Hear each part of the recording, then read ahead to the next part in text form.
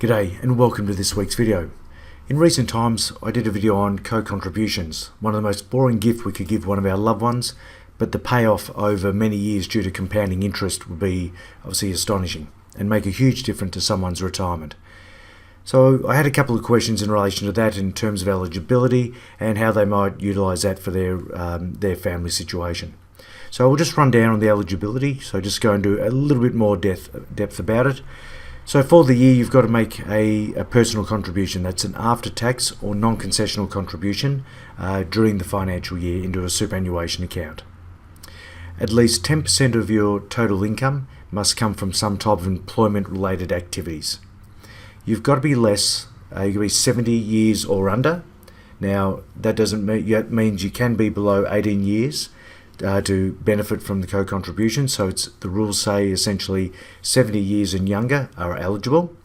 You need to be a resident of Australia, so don't be a temporary resident. You need to have less than $1.6 million in superannuation, given that this strategy was really geared towards younger people on lower incomes that might be working part-time at school or just starting out their careers. And like we said last time, you need an income less than just under $37,000, but no more than just under $52,000. And importantly, each year you need to lodge a tax return for the relevant financial year.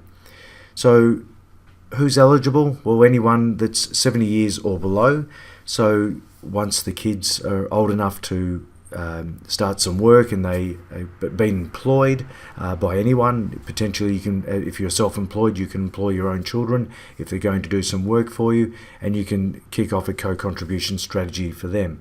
But of course they've got to receive some income, and then they've got to make a contribution, and they've got to complete a tax return.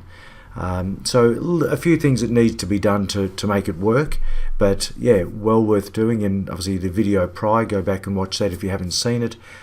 Shows that the compounding effect over many decades through to retirement is substantial. Thanks for listening. Give us a thumbs up and subscribe to the channel, that'd be awesome, and we'll catch you next week. Thank you for listening.